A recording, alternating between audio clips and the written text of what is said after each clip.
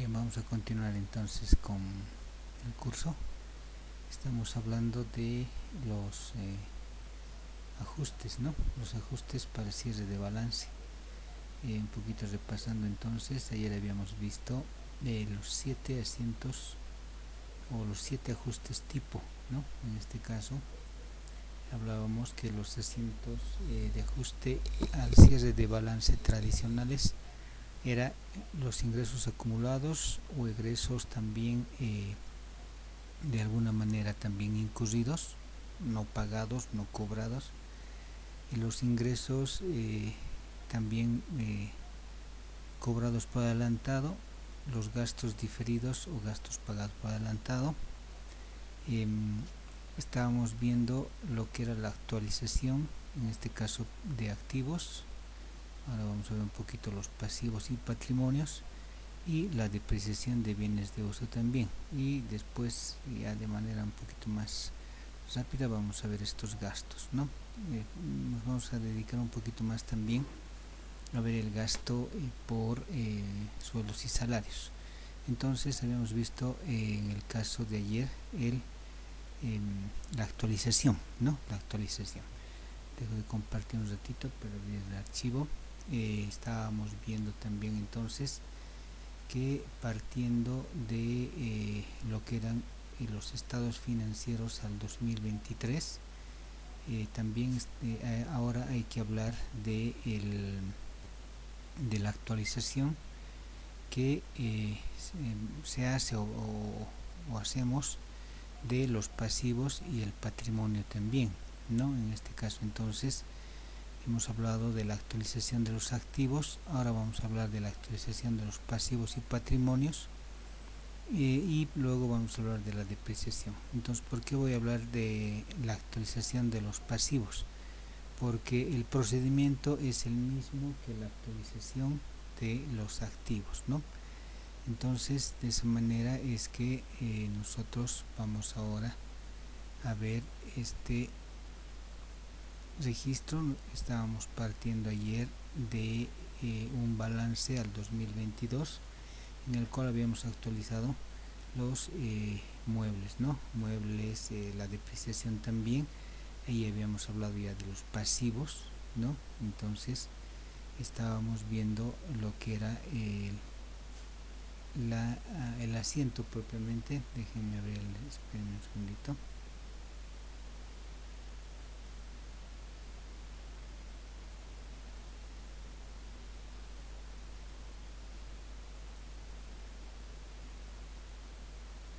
Bien, estábamos viendo entonces el asiento ayer, ¿no? Era la actualización de la cuenta muebles y enseres. En ese caso lo primero que habíamos hecho entonces era actualizar los activos bajo el mismo procedimiento, y hemos actualizado también el pasivo, en este caso la depreciación acumulada de muebles y enseres, ¿no? Hemos actualizado, por lo tanto ya hemos actualizado también el pasivo. De la misma manera vamos a actualizar ahora el patrimonio también. La única diferencia es el registro en las cuentas, ¿no? En las cuentas, que también se va a registrar en el resultado por exposición a la inflación. En este caso habíamos hablado que cuando nosotros actualicemos activos, toda la actualización de activos, por ejemplo, cuentas por cobrar en moneda extranjera, cuentas por cobrar por mantenimiento de valor, inversiones en algún caso, y principalmente los activos fijos, significaba que estábamos actualizando activos, ¿no?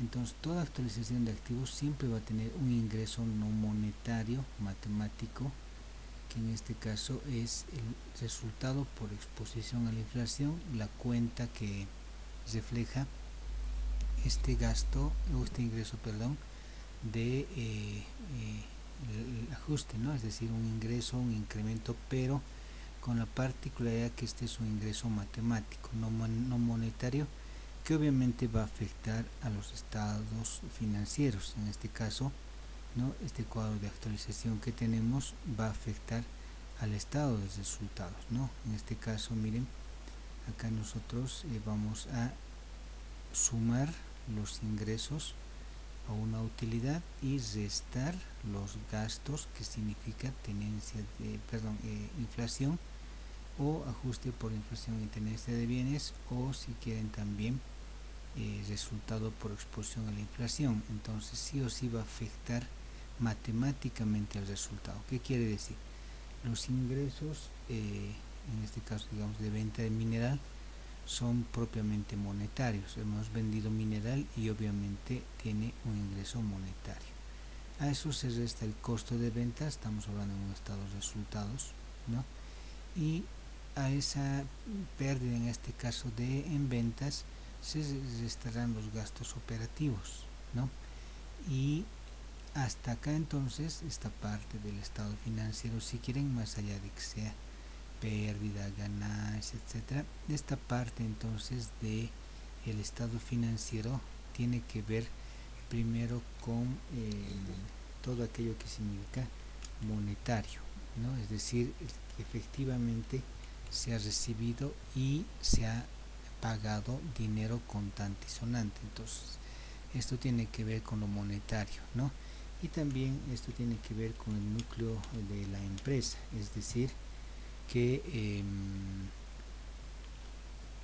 todo aquello que es el giro de la empresa, ¿sí? El núcleo de la empresa, todo aquello que es la relación propiamente de la empresa, tiene que ver con esta primera parte, que es el estado de resultados, y que sí o sí tiene que ver con lo monetario. Ingresos menos gastos de operación, no obviamente dentro de ello el costo de ventas. Entonces esta primera parte tiene que ver primero con lo monetario, es decir, efectivamente dinero contante y sonante que hemos recibido, ¿no? Tanto por ventas y efectivamente hemos pagado. Entonces esto tiene que entenderse que esto refleja el dinero propiamente aplicado, ¿no? El dinero propiamente recibido y aplicado, ¿no? Originado y aplicado, ¿no? La segunda parte, en este caso, ya lo que tiene que ver con esta parte de lo que estamos viendo ahora, que es la actualización de activos, pasivos y patrimonios y otros más que no significan efectivo. En este caso, a diferencia de la primera parte, esto es no monetario, es decir, simplemente esto es matemático. ¿Por qué matemático? Por estos ajustes. Entonces, al ser simplemente matemático, no tiene una implicancia propiamente tributaria, ¿no?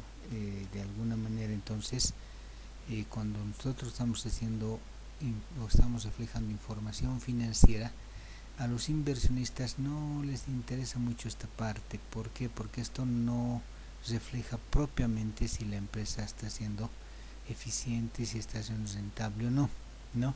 En esta primera parte entonces tiene que verse o se ve desde el punto de vista financiero el concepto de rentabilidad, es decir, que la empresa sea rentable. También se ve ahí que la empresa, por ejemplo, sea solvente, en este caso, ¿sí?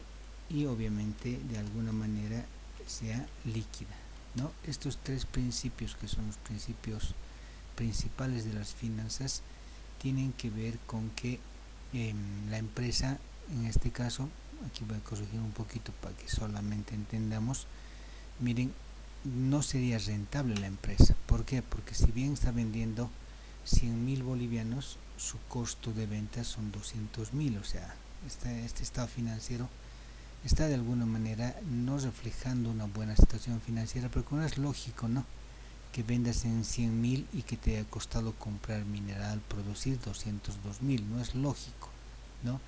En ese caso entonces esto no reflejaría una rentabilidad, menos la solvencia, peor que la empresa sea líquida.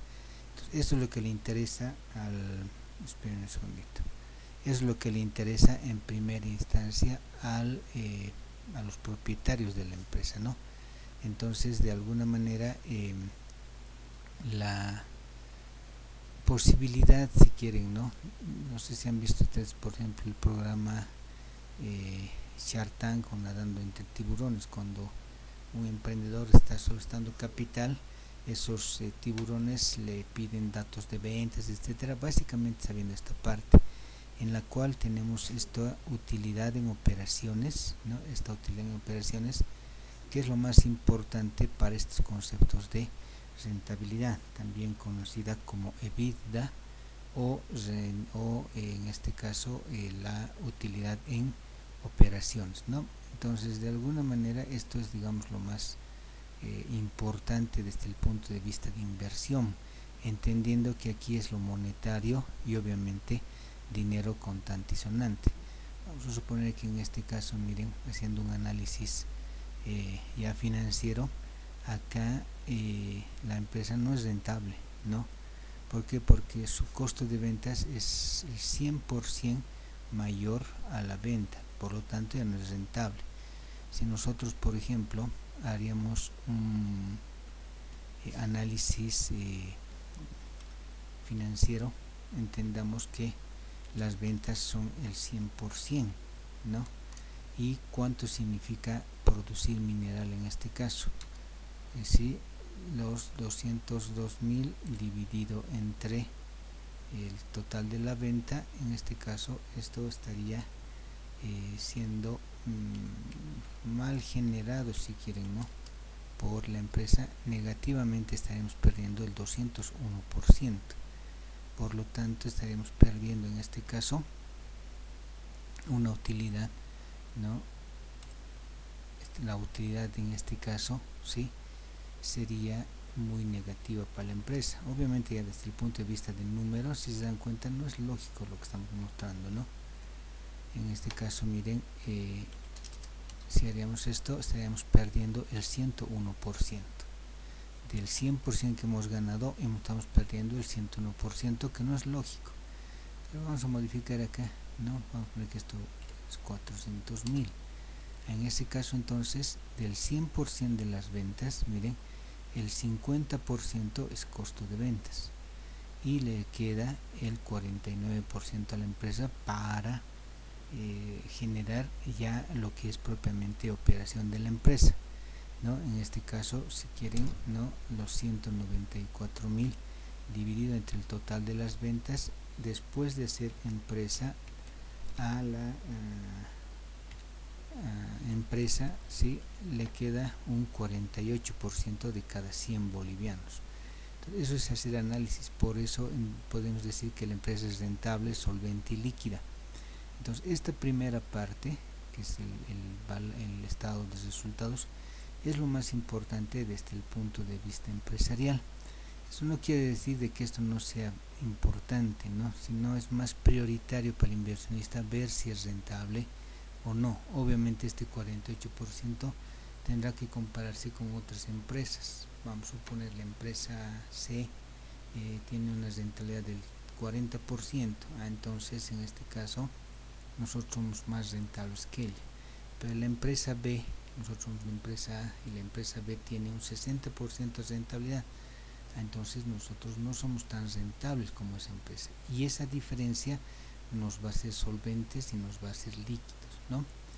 Es por eso que en las normas contables no toman ya en cuenta, o por lo menos recomiendan, que los indicadores de inflación deben ser los más correctos. En el caso de nuestro país, lo que les decía ayer, la UFB ya nos refleja la inflación real, es un indicador lamentablemente político en nuestro país. Por eso es que el INE dice que la inflación es muy baja en Bolivia, siendo que nosotros en el mercado común, es decir, cuando nosotros vamos a hacer una adquisición de algún bien, de algún producto, entonces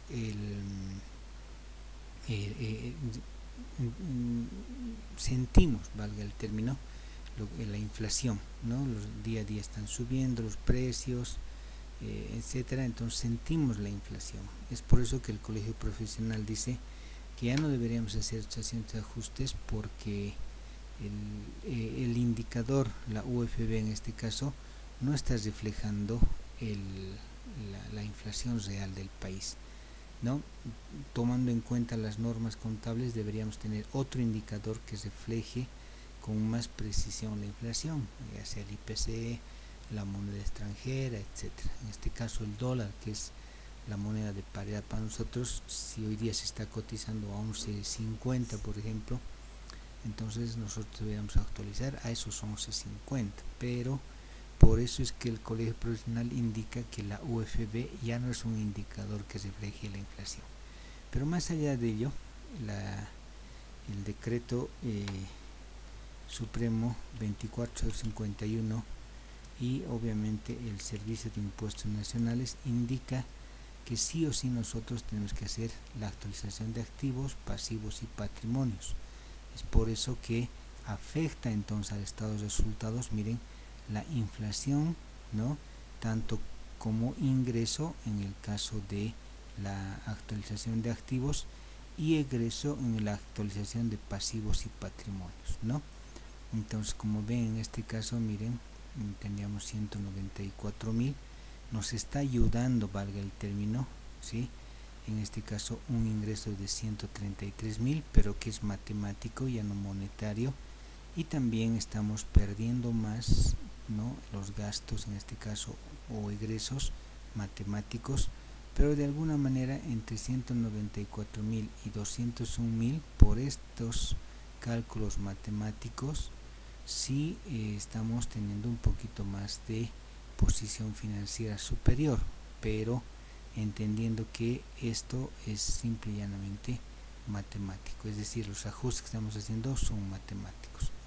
De ahí entonces que hemos hecho ayer nuestro asiento y entendamos que la actualización de activos siempre va a tener un ingreso, pero no monetario, siempre se va a actualizar con la cuenta resultado por exposición a la inflación o ajuste por inflación y tenencia de bienes en una cuenta de ingreso, pero un ingreso no monetario, es decir, no contante y sonante. Y la depreciación, y la actualización de pasivos, ¿no? Incremento de pasivos por actualización, va a generar también un egreso o un gasto que se va a llamar también resultado por exposición a la inflación, pero que va a tener esa particularidad, ¿no? Es decir, es un egreso, una pérdida también no monetaria. Es así que este ajuste afecta a la posición financiera, ¿no? A la posición financiera de la empresa, se presenta en el estado de resultados y obviamente tiene su particularidad. Entonces, al igual que hemos actualizado los activos y los pasivos, también vamos ahora a comprender que se tiene que actualizar los patrimonios con el mismo entender de la actualización de los pasivos, al ser obviamente la columna del haber, tanto los pasivos como los patrimonios. Entonces, igual en nuestro ejercicio, nosotros tenemos en este caso el balance, ¿no? El balance del 2022, en el cual tenemos las cuentas de pasivo, ¿no? En este caso, las cuentas de patrimonio, el capital, en este caso se llamará fondo social, aportes por capitalizar, ajustes de capital y resultados. Entendiendo que el capital está reflejado en el acta de constitución en el caso de una sociedad comercial y en el caso del fondo social en el acta de creación de una cooperativa, por ejemplo, ¿no? Por eso se llama acá fondo social, porque es una institución o una cooperativa, una sociedad de personas, no una sociedad comercial. Entonces en este caso el capital, ¿sí? es este monto. La actualización de este capital, del fondo social, del capital, se va a registrar en la cuenta ajuste de capital. ¿Qué es la cuenta ajuste de capital? La cuenta de reserva, esta entonces es una cuenta de reserva, ¿sí? También llamada reserva patrimonial, que contabiliza, si quieren, la actualización del capital, ¿sí? Entonces el capital no se actualiza en su misma cuenta. ¿Por qué? Porque este valor en el caso de una sociedad comercial, si bien esto se va a llamar, por ejemplo, acciones en una sociedad anónima, por ejemplo, ¿no? O también propiamente capital, por ejemplo, social en una sociedad de responsabilidad limitada, por ejemplo, ¿no? Entonces, ya sea una sociedad mercantil, sea sociedad anónima, SRL, el capital puede recibir distintas denominaciones. En este caso, una cooperativa, que es una asociación de personas, a diferencia de la sociedad comercial. Pero bueno, de alguna manera entonces sigue siendo capital. Se dice aquel aporte que han hecho los socios para el funcionamiento, creación de la empresa. Entonces, en ese caso, ¿no? En ese caso el capital se tiene que actualizar, porque al igual que los pasivos, la inflación también afecta al patrimonio, al capital social y todos aquellos. Pero como esto está en un acta de constitución, en el caso de una sociedad anónima o responsable limitada, este importe es fijo, por lo tanto no puede ir subiendo, no se puede ir modificando, sino a través de la modificación del acta de constitución. Entonces, en ese caso, la actualización de esta se registra en esta cuenta ajuste de capital, que también se conoce como una reserva patrimonial, es decir, la actualización del capital no se va a actualizar en su propia cuenta, sino se va a actualizar en esta cuenta que se llama ajuste de capital. Ya la cuenta, por ejemplo, aportes por capitalizar, que también es una cuenta similar al capital, como su nombre dice, son dineros que han aportado pero que no se han vuelto todavía capital, están por volverse capital, particularidad de este ejercicio. Y la cuenta resultados, tanto acumulados como del periodo, acumulados los anteriores años y del periodo de esta, ¿no? Entonces, la que tenemos que actualizar es esta, los resultados acumulados sobre la misma manera. Ahora, hay otras reservas. En el caso, por ejemplo, de la sociedad anónima, están, por ejemplo, las reservas legales, ¿no? También tiene que registrarse, tiene que actualizarse también, como cualquier cuenta de patrimonio. Entonces, la reserva legal puede haber, por ejemplo, una reserva estatutaria, ¿sí? Puede, o de estatuto si quieres también, ¿no? Es decir, estas son reservas voluntarias, a diferencia de la reserva legal, por ejemplo. Esta es una, como su nombre dice, una reserva legal obligatoria, ¿sí? Y también la estatutaria, es una reserva, en este caso voluntaria, ya no obligatoria por ley, pero quizá obligatoria desde el punto de vista de los socios, pero eso se conoce como reserva voluntaria. Inclusive hay las reservas contables, ¿no? Las reservas, por ejemplo, denominada de revalúo técnico, ¿no? Revalúo técnico de activo fijo, por ejemplo, que son reservas contables, pero siguen siendo en este caso voluntarias, no legales o obligatorias, etcétera. Entonces, de la misma manera hay que actualizar las cuentas del patrimonio, independientemente cómo estén mostrándose. Puede ser, por ejemplo, el capital, aportes por capitalizar, la propia cuenta ajuste de capital y la cuenta resultados acumulados. No así el resultado del periodo, que como su nombre dice, este es un resultado propiamente del periodo, ¿no? Entonces, dentro de ello, ahora el cuadro de actualización también tiene que ver con esto, los pasivos, ¿no? Como ven, partimos siempre del valor en libros, seguimos utilizando la UFB inicial y final, y encontramos el valor actualizado, y en este caso encontramos o sacamos la diferencia para el incremento por actualización.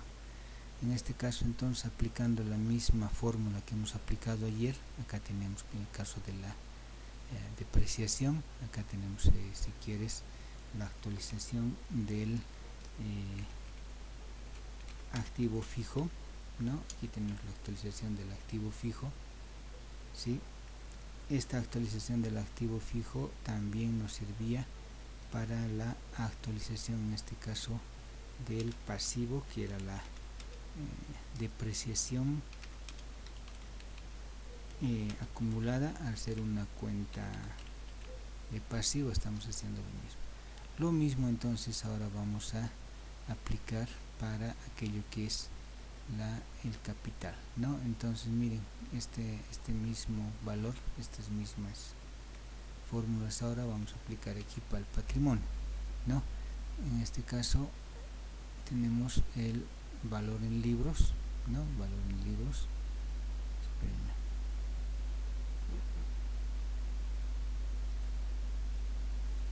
Bien, tenemos el valor en libros, ¿no?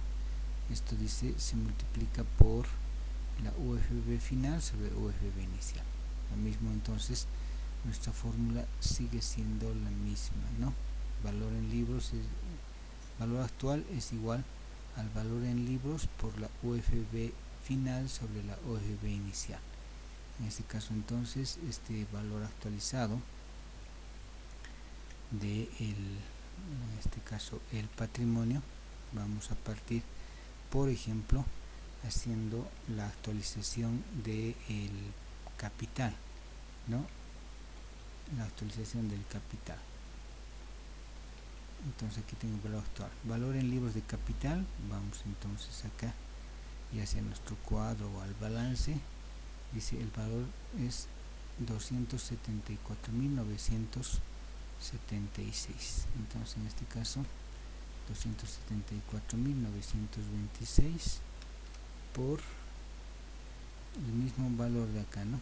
En este caso la UGB final que era 2.43917 sobre la UFB inicial que era 2.3966. entonces hacemos lo mismo en este caso, ¿sí? Copiamos esta operación, aquí estamos haciendo, hemos borrado el paréntesis, ¿no?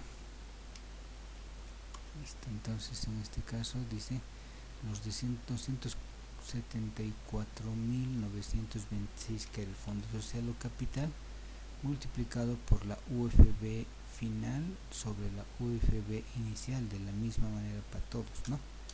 En este caso entonces dice los 280.036, vayamos a ver acá, ¿no? Acá se dan cuenta los 280.087, aquí era 976,50. Espérenme. 900, aquí era, ¿no? 76,50 para hacerlo más correcto, ¿no?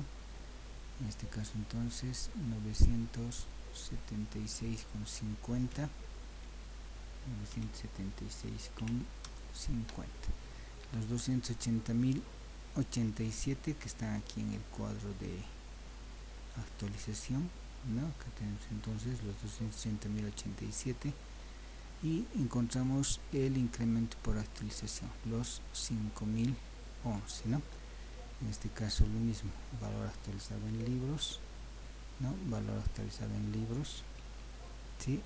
El valor actual en este caso era los 280.087.54 menos los 274.976.50, ¿no?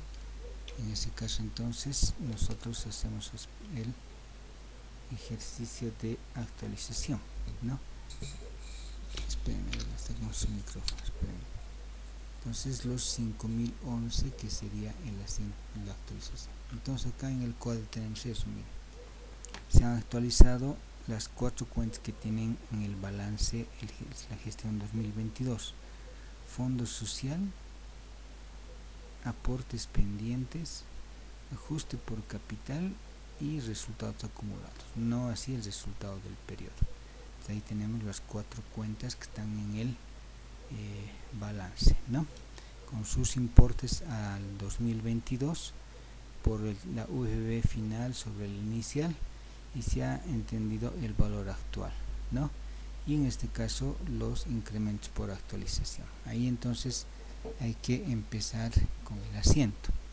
Aquí hay que hacer una explicación un poquito más diferenciada valga el término, un poquito más diferenciada para entender el asiento contable, ¿no? A ver, en este caso entonces el asiento contable hemos dicho que va a ser similar a las cuentas del pasivo. Acá tenemos entonces el asiento similar, ¿no? Con la siguiente particularidad, ¿no? En este caso, ¿qué va a incrementar? Ahora las cuentas de patrimonio, están incrementando la cuenta del patrimonio, ¿no? Por ejemplo, está incrementando la cuenta capital. Vuelvo al ejercicio acá.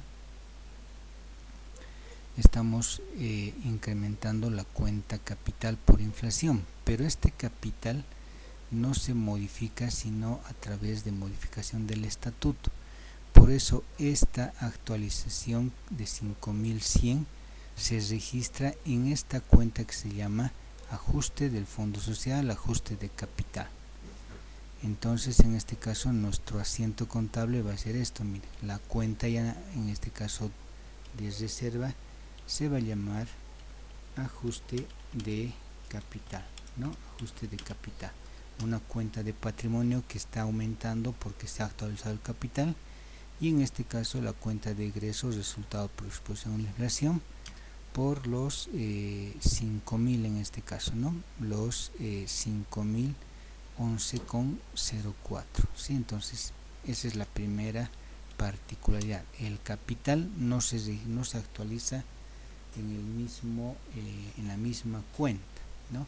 El capital se mantiene inalterable porque si no hay que modificar acta de constitución, pero sí se actualiza y contablemente se registra en esta cuenta de reserva patrimonial que se llama ajuste de capital.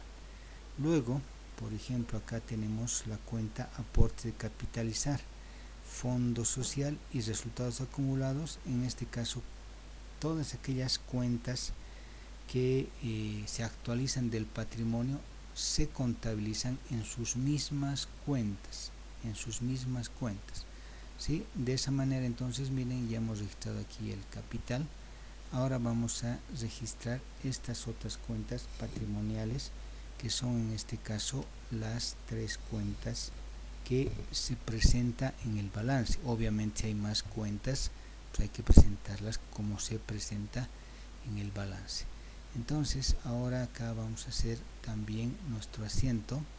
Vamos a ver el mismo asiento en este caso, el mismo asiento, ¿sí? Espérenme. El mismo asiento porque estamos acumulando la actualización de las reservas patrimoniales. Entonces aquí siempre va a haber un gasto porque la actualización de pasivos y patrimonios siempre generan un gasto no monetario que es resultado por exposición a la inflación. Estas cuentas, más allá del capital o de fondo social, se actualizan y se contabilizan en sus propias cuentas. Por eso acá entonces ahora estamos poniendo patrimonios que están aumentando por la actualización. Esto habían sido aportes por capitalizar, ajuste del fondo social, que está actualizando su propio saldo, no lo del capital, su propio saldo y los resultados acumulados, ¿no? Entonces estos importes de actualización, ¿no? Estos importes de actualización se van a registrar en el asiento en este caso, ¿no? Acá entonces, espérenme, estamos haciendo mal. Entonces estos importes se van a registrar en sus propias cuentas con el mismo procedimiento que hemos visto, ¿no? En este caso entonces la sumatoria de 128.000 va a reflejar propiamente este gasto, ¿no? Entonces esa es la forma de actualizar activos, pasivos y patrimonios en cumplimiento al decreto supremo 24051 y que exige que los estados financieros estén en base a devengado, y dentro de ello entonces ese principio de base de devengado refleje la actualización que ha afectado a las cuentas patrimoniales, ¿no? A las cuentas de activo principalmente fijo, pasivo no monetario, como la depreciación, y a las cuentas patrimoniales. Entonces con ello hemos cumplido este concepto de actualización de activos, pasivos y patrimonios de acuerdo al artículo 38 del Decreto Supremo 24/51. El mismo decreto 24/51 ahora nos habla en el artículo 22 que hay una tabla de depreciación de bienes de uso, ya entendiendo entonces que ahora el otro asiento tradicional de ajustes al cierre de balance es el cálculo de la depreciación, ¿no? Entonces desde ese punto de vista, lo que hemos hablado un poquito también ayer, una vez que tengo entonces actualizados los activos fijos, tengo que hacer o pasar al concepto de la depreciación. Entonces no puedo depreciar si no tengo actualizados los activos fijos, ¿no?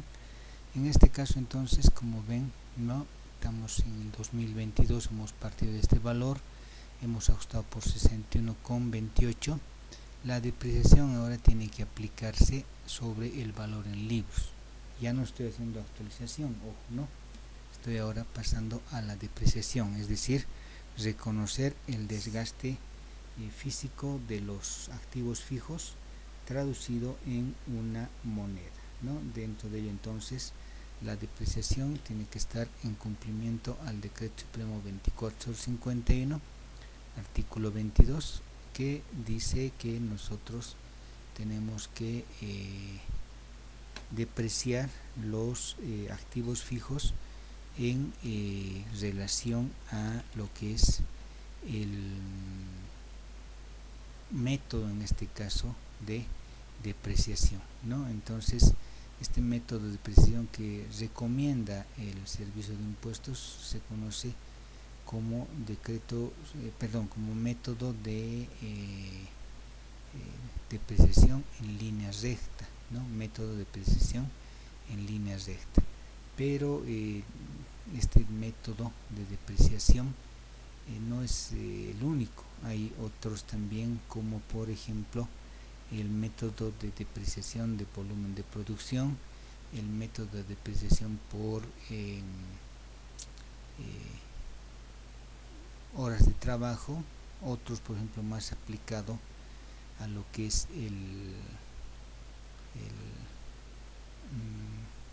¿cómo llamarle?, ¿no?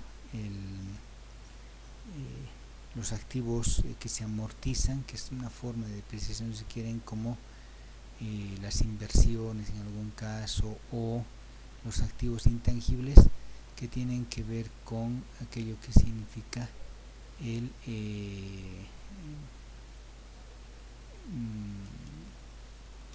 ¿cómo les digo? A ver,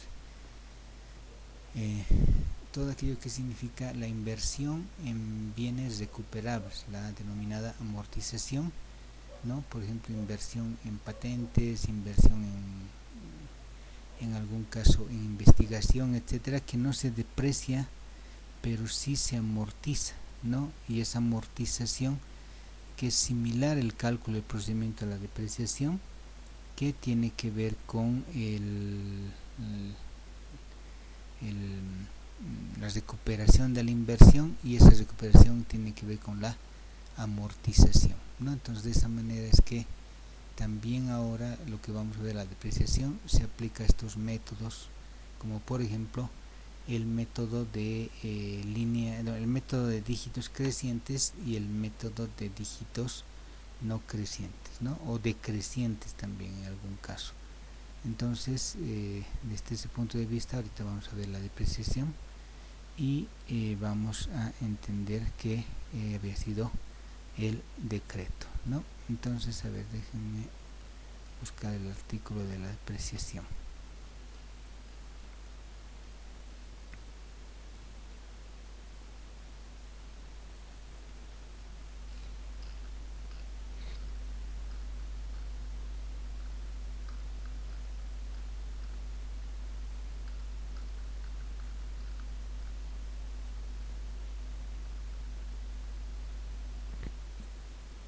Bien, a ver, compartimos pantalla, espérenme.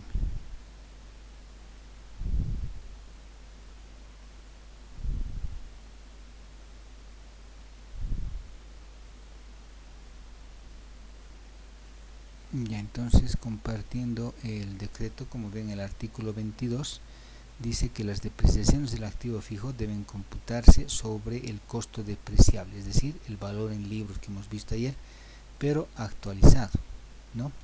Dentro de ello, como ven, en el artículo 21, ¿no?, dice que el costo depreciable se calcula sobre el costo de adquisición o producción de los bienes, ¿no?, aquel que se ha incurrido en la empresa, ¿no?, ya sea por, en el caso, por ejemplo, de importar una máquina, transporte internacional, ya hemos visto el valor de el activo, ¿no? En este caso, entonces, este artículo 22 nos habla que se debe depreciar los activos, ¿no?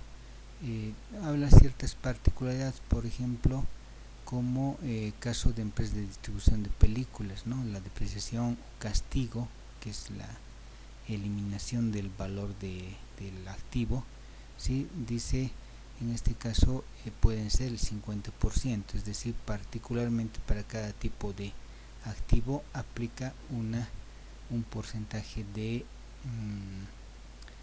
depreciación, ¿no? Pero las depreciaciones, por ejemplo, comunes y corrientes, ¿no?, desde el punto de vista impositivo, dice, se van a realizar desde el momento en que el activo se empiece a utilizar, ¿no? Y dentro de ello, entonces, esa depreciación, dice, en el caso del primer año, ¿sí?, debe ser completa, es decir, por un periodo de 12 meses, ¿no? Dentro de ello, entonces, habla también, ¿no?, que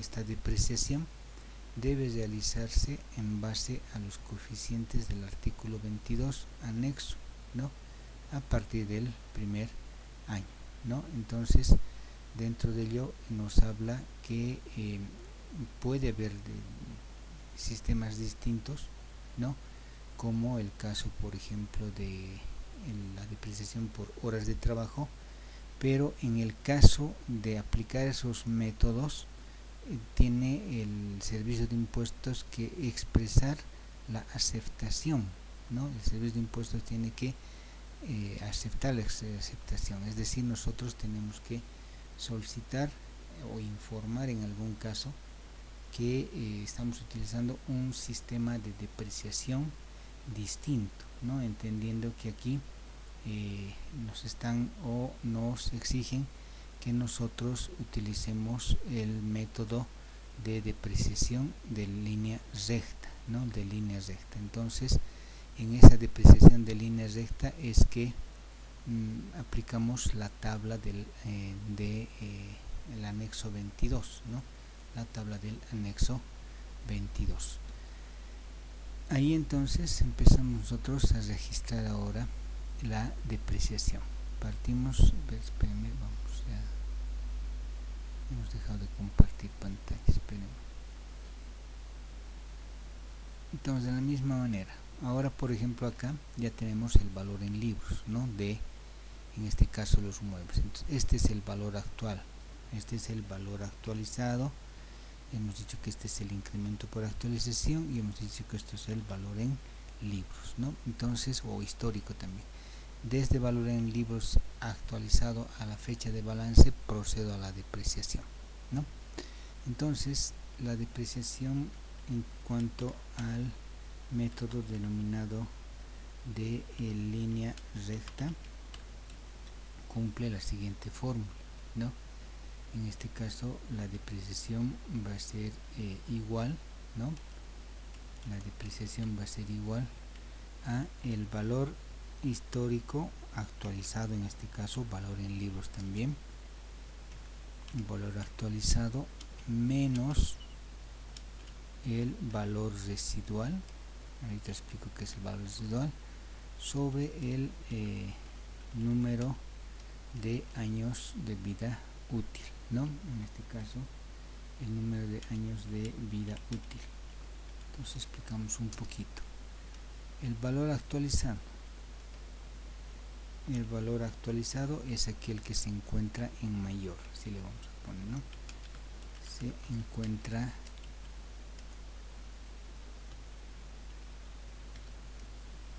se encuentra en mayor, es decir, después de la actualización, ¿no?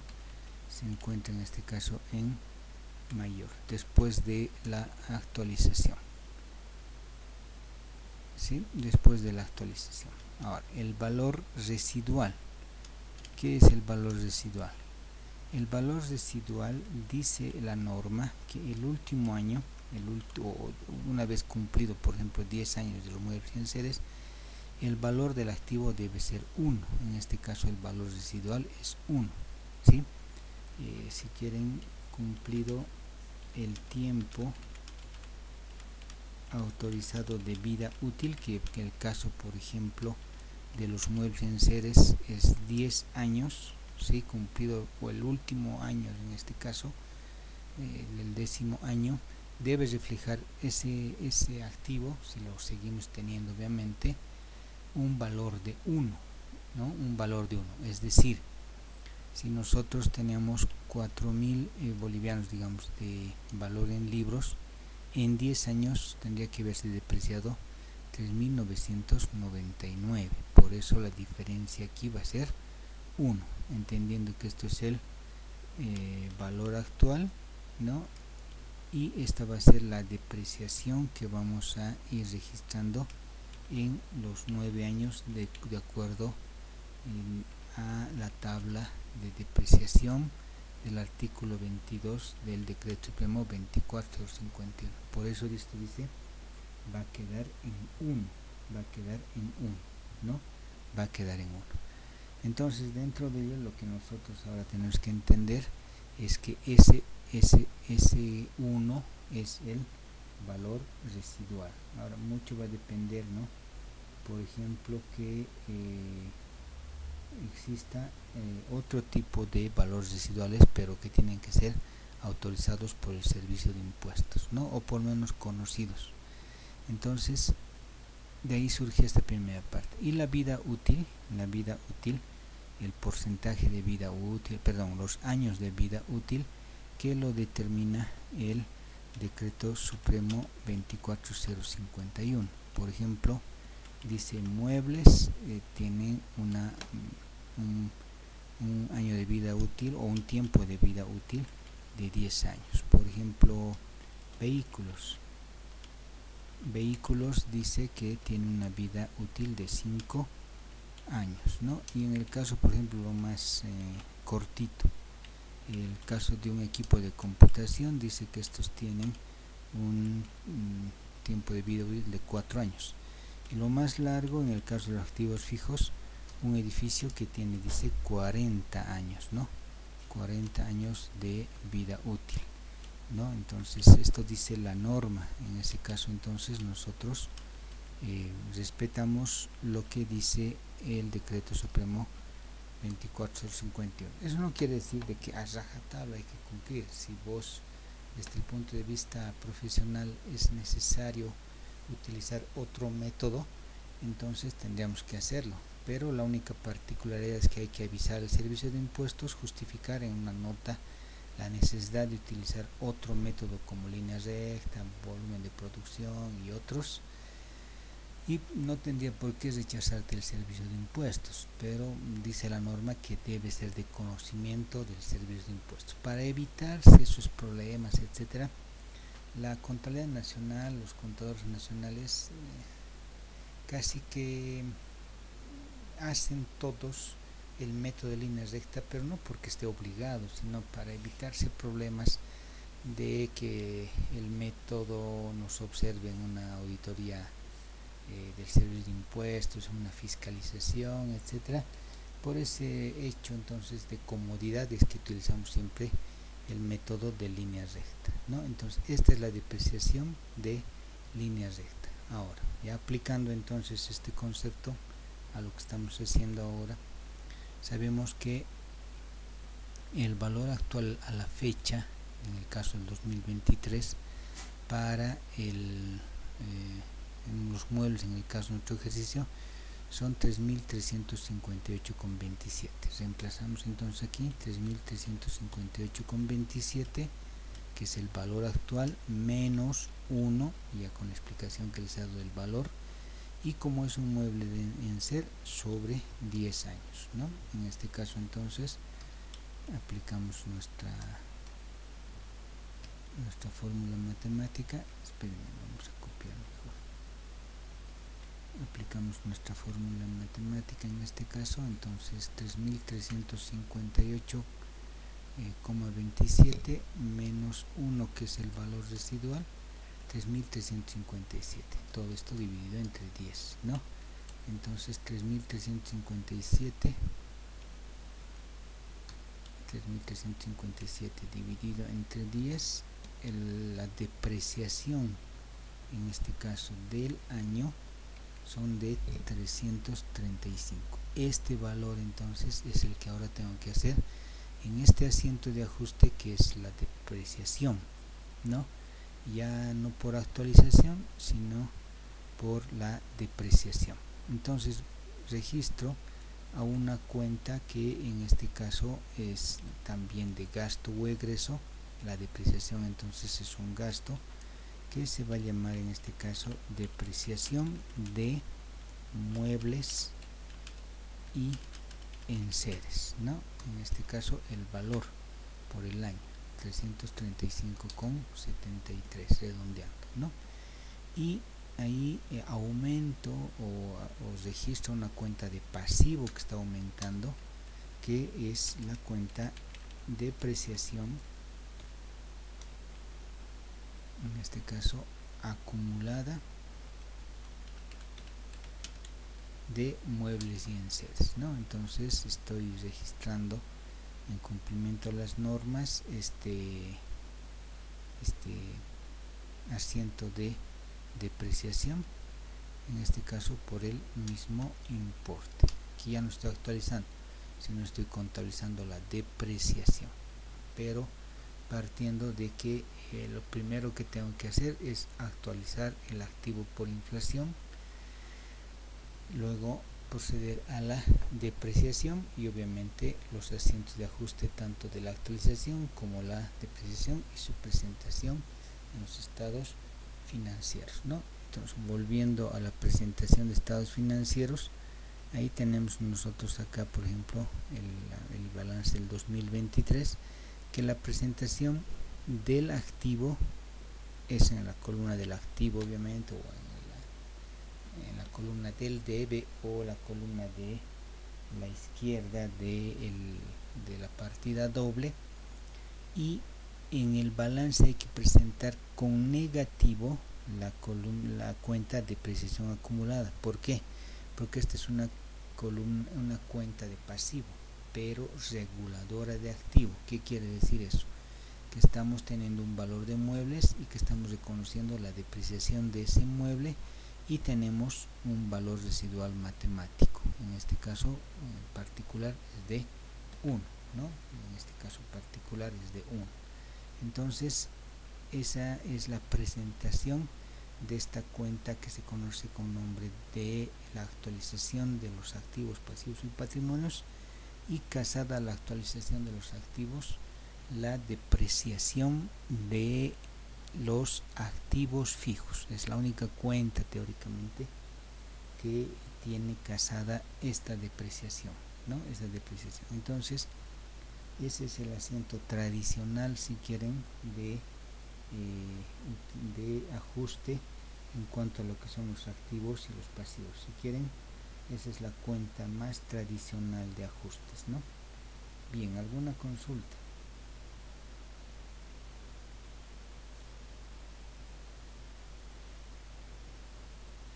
¿Alguien tiene alguna consulta?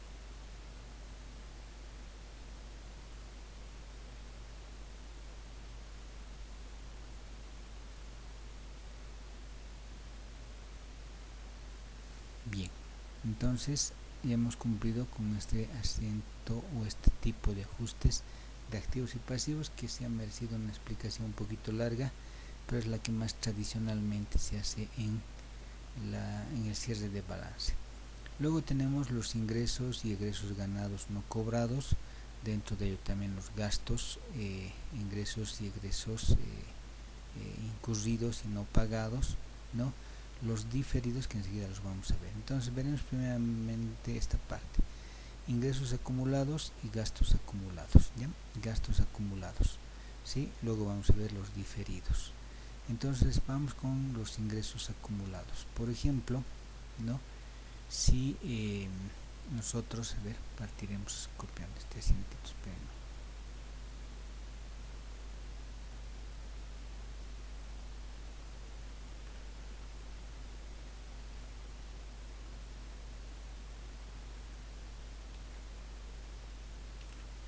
A ver, partiremos ahora entonces viendo los ajustes de ingresos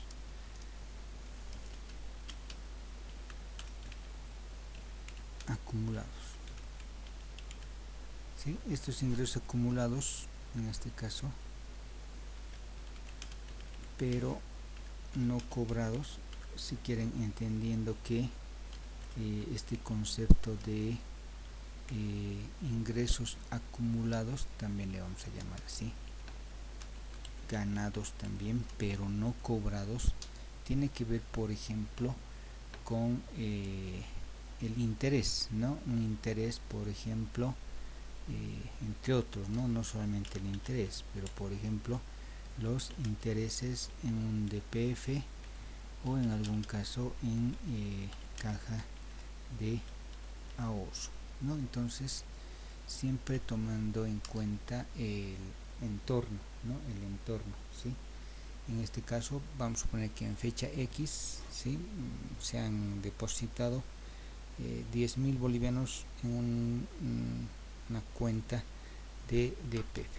Aquí abriremos un poquito, aquí le pondremos datos.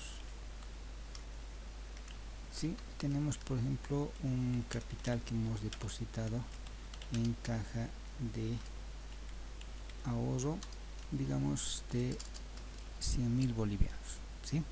Y el banco nos ha prometido una tasa de interés, digamos del 5% anual, ¿no? 5% anual.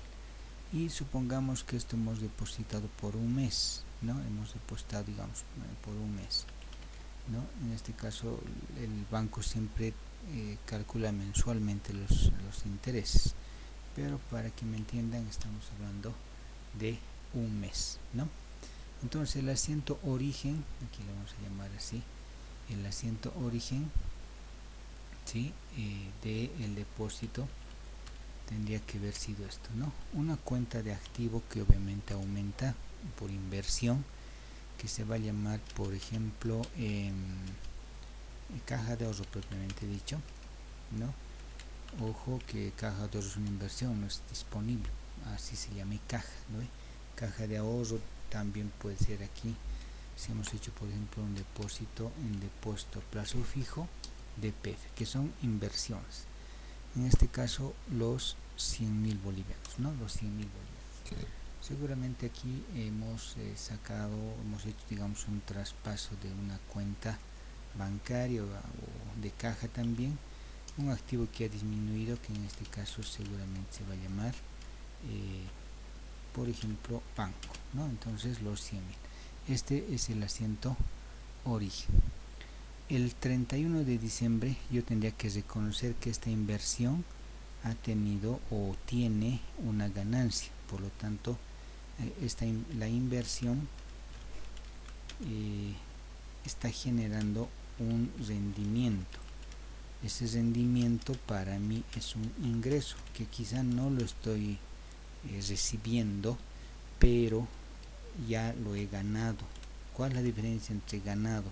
Que tengo el derecho de cobro, lo he ganado, quizá no me han pagado todavía o no aparece en mi cuenta, generalmente aparece en los primeros días del siguiente mes, pero entendiendo que estamos al 31 de diciembre cerrando el balance, se supone que los 100.000 bolivianos ha ganado un interés, entonces tengo el interés ganado y no percibido todavía, es decir, tengo el derecho de cobro pero no he recibido el dinero efectivo. Esa es la diferencia entre ganado y percibido.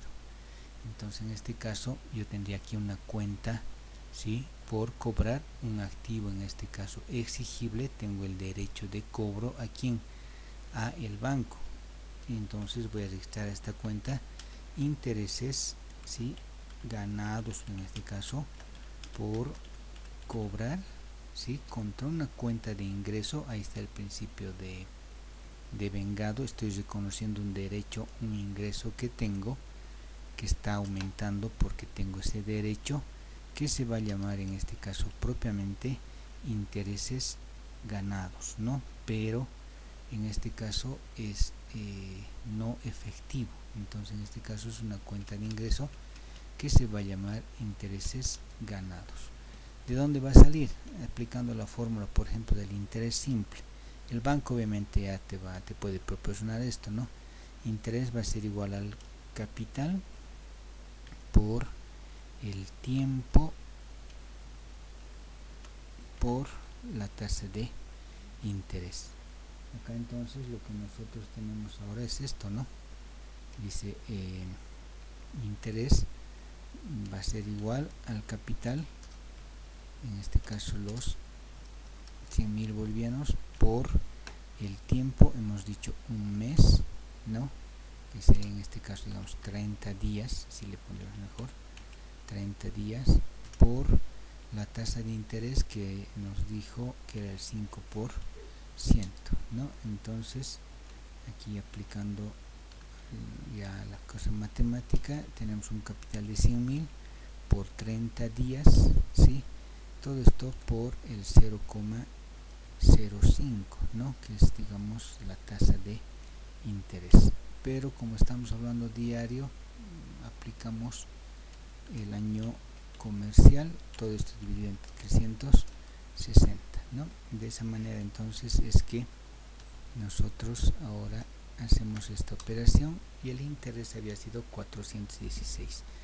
No tenemos, si quieres, no hemos cobrado, ¿sí? Simplemente estamos registrando que este ingreso que es monetario, o va a ser monetario, pero que no lo hemos recibido, pero sí lo hemos generado el derecho de cobro. Entonces esos intereses yo los tengo que reconocer. De la misma manera, ¿no? Los gastos, en este caso, no los tengo que reconocer. Vamos a suponer que nos llega la factura de luz el último día del mes, o los últimos días del mes, y no tenemos efectivo para pagarlo, y vamos a pagar recién el siguiente mes de enero. Por política de la empresa no tenemos efectivo, no tenemos tiempo, no sé, muchas cosas más. Entonces ahí tengo que reconocer un ingreso que no lo estoy pagando, pero sí ya tengo la obligación de pagar. En este caso, por ejemplo, se va a llamar servicios, por ejemplo, básicos, ¿no? Por ejemplo, luz, energía eléctrica, digamos 1.000 bolivianos. Ojo, enseguida voy a contabilizar la cuenta de crédito fiscal, ¿no? Aquí voy a contabilizar la cuenta de crédito fiscal.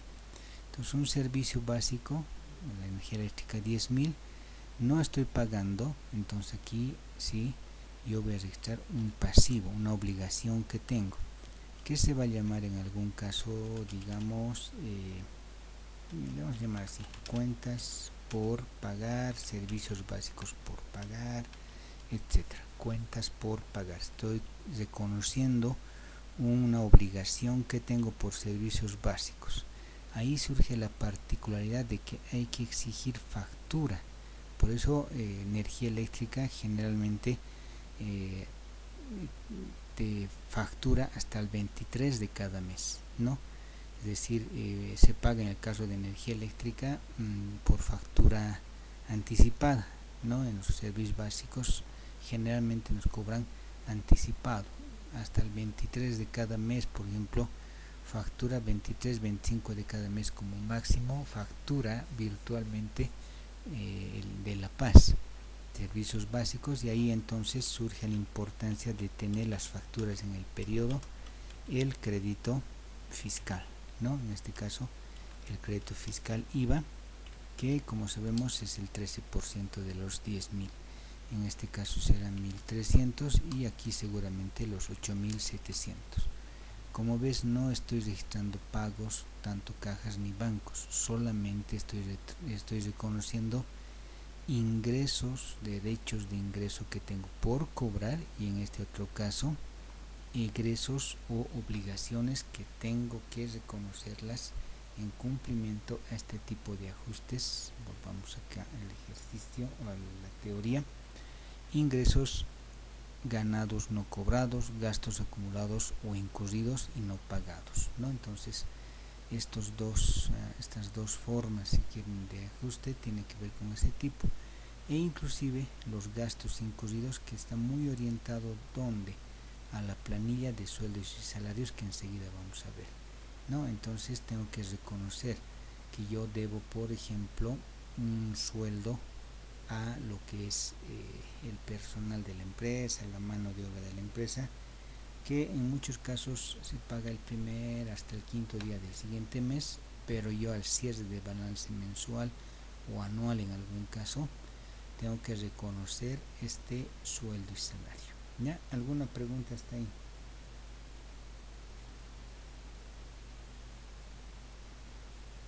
Bien, entonces este reconocimiento de la planilla de sueldos tiene que ver mucho con la planilla de sueldos y salarios. Un poquito hablando de la planilla de sueldos y salarios. En este caso tenemos una planilla del mes de mayo, ¿no? Vamos a suponer que es la planilla del mes de diciembre. Entonces la planilla del mes de diciembre tendría que tener esta particularidad, ¿no? El haber básico, en este caso digamos del gerente, 8.000 bolivianos. El caso, por ejemplo, de el personal de ventas, ¿no?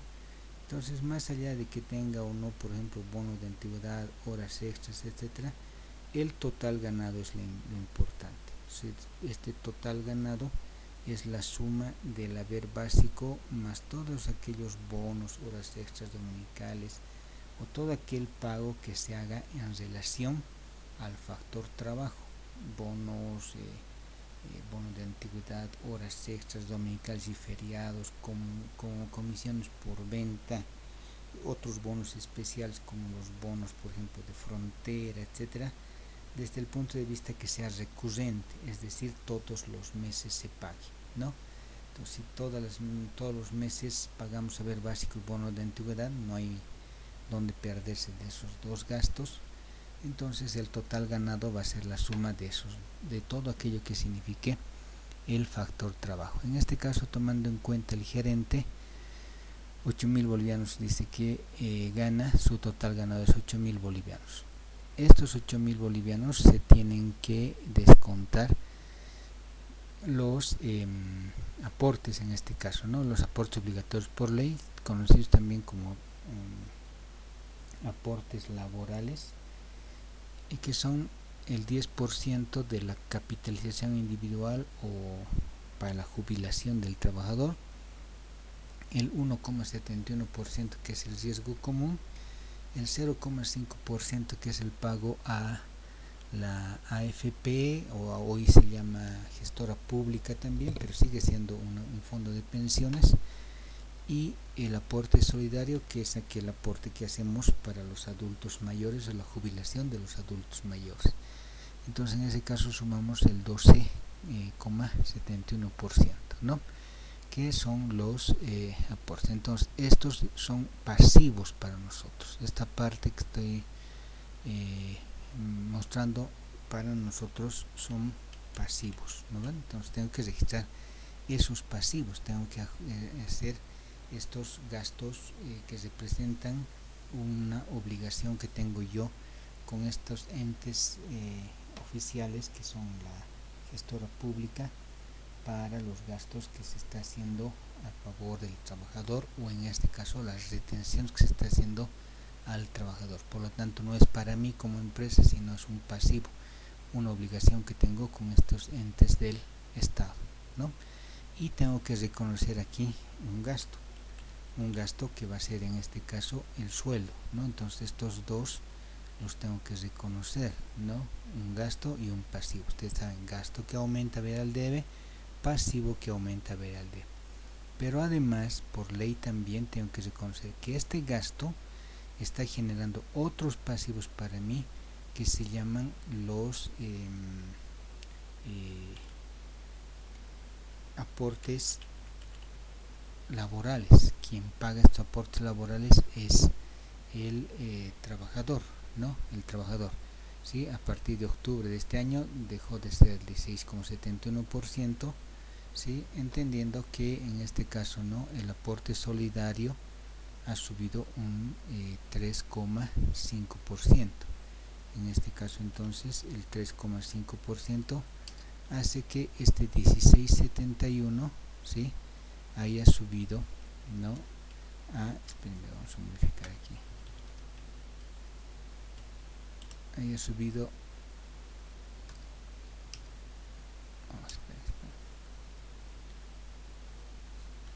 El 16,71 haya subido al 16,76%, ¿no? Entonces este 3 ha subido a 3,5, pero de alguna manera entonces lo que la empresa también tiene que reconocer, por un lado, es los gastos que está haciendo o que se genera en este caso por todo lo que es el factor trabajo, ¿no? La gestora pública, el riesgo profesional, el aporte de vivienda del 2% y el aporte solidario del 3%. Entonces tiene que reconocer que primero tiene un gasto, pero a la vez, lo pintaremos aquí de alguna manera, también está reconociendo que tiene una deuda, un gasto para la empresa y una deuda que tiene la empresa a favor de estos entes del Estado, que es la gestora pública, además de la salud a corto plazo, que es la Caja Nacional, o los seguros de salud para los trabajadores.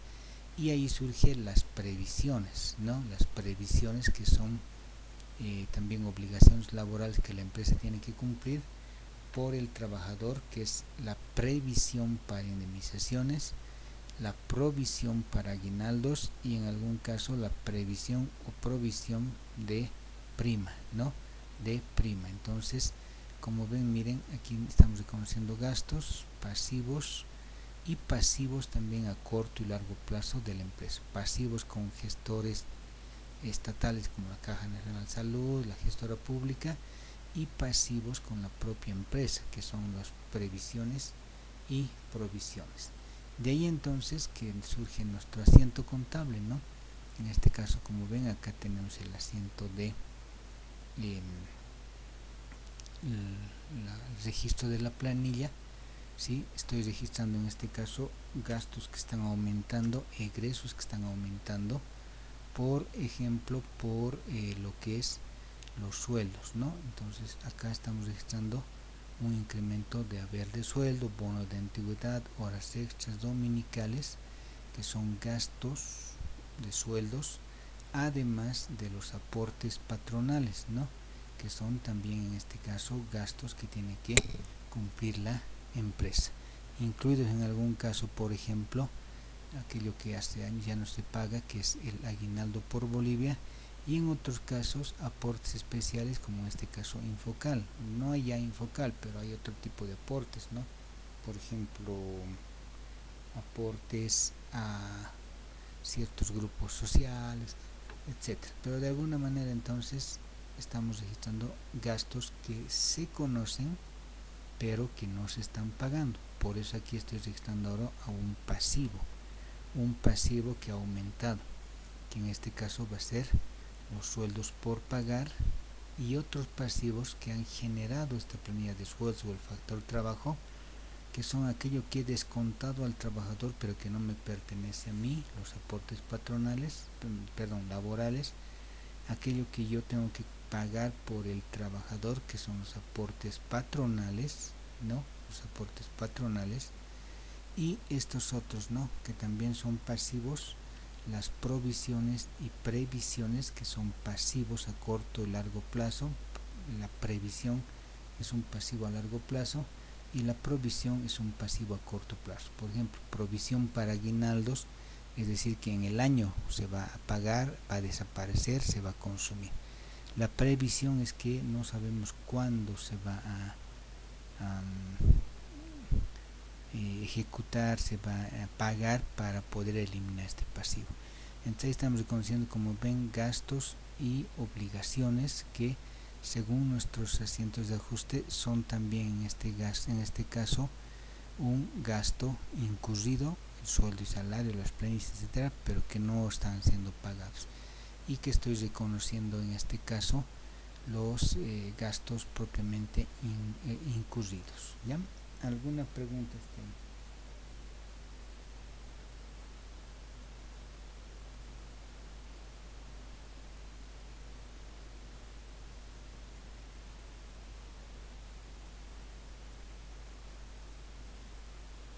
Bien, ahora entonces vamos a ver en este caso los ingresos diferidos y los gastos diferidos. ¿Ya? Vamos a hablar de también este tipo de ajustes que son los ingresos y gastos diferidos. Volvemos entonces acá a nuestra pizarra. Vayamos a ver ahora el origen, ¿no? En este caso, entonces hablamos acá y vamos a hablar de primero ingresos diferidos. ¿Sí? Vamos a suponer que nosotros ahora estamos registrando, vamos a suponer que hemos alquilado, por ejemplo, algo. ¿Sí? Vamos a suponer que recibimos un alquiler, así le vamos a llamar, cobrado por adelantado, ¿no? Cobrado por adelantado. Vamos a suponer que hemos alquilado en septiembre, 1 de septiembre, ¿sí? Septiembre, octubre, noviembre, diciembre, enero, febrero, marzo, no, septiembre, octubre, noviembre, diciembre, enero, febrero, por 6 meses, ¿sí? Entonces hemos recibido en septiembre un alquiler adelantado por 6 meses. Lo hemos recibido todo en septiembre. Vamos a suponer 10.000 bolivianos por mes, por lo tanto por 6 meses hemos recibido entonces 60.000 bolivianos. Vamos a suponer que estos 60.000 bolivianos los hemos recibido, por ejemplo, en banco, ¿no? En banco. Entonces ahí surge el asiento origen. Ojo que estamos haciendo un ingreso diferido, ¿no? En este caso entonces nuestro asiento origen va a tener el siguiente asiento: un activo que está aumentando, que en este caso va a ser banco, porque dice que estamos recibiendo los 60.000 bolivianos en banco. Enseguida vamos a ver esa parte. Y acá he recibido una cuenta de ingreso, ¿no? En este caso que se va a llamar, si quieren, alquileres cobrados por adelantado. ¿A quién le debo ese alquiler? Al que vive en mi casa. Por lo tanto tengo un pasivo que ha aumentado, tengo una obligación de entregarle o dejarle vivir en mi casa, en la casa que he alquilado, al que me ha pagado los 10.000 bolivianos, los 60.000 bolivianos, perdón, los 60.000 bolivianos, tengo la obligación de dejarle vivir, y el que me ha adelantado los alquileres tiene la obligación, o tiene el derecho, perdón, de vivir por los 6 meses en la casa que me ha alquilado. Entonces he recibido el efectivo en banco, y aquí tengo un pasivo que se llama en este caso alquileres cobrados por adelantado, ¿no? Entonces vamos a suponer que facturo, así dice la norma, ¿sí? La factura debe ser por mes concluido. No es muy claro la norma, pero generalmente hay alquileres que se facturan por adelantado el primer día del mes, o alquileres consumidos el último día del mes. Entonces vamos a ver que estamos facturando un mes concluido. En ese momento recién, vamos a ver que esto es el 1 de septiembre del 2024. Entonces por ejemplo, ¿no? El 30 de septiembre del 2024, ¿sí? Yo debería entregarle la factura y regularizar esta cuenta que se llama alquileres cobrados por adelantado. Entonces de esa manera yo tendría que hacer este tipo de asiento, regularizando, haciendo el ajuste por este ingreso que he tenido adelantado. Ya no recibo en banco porque recibí los 60.000.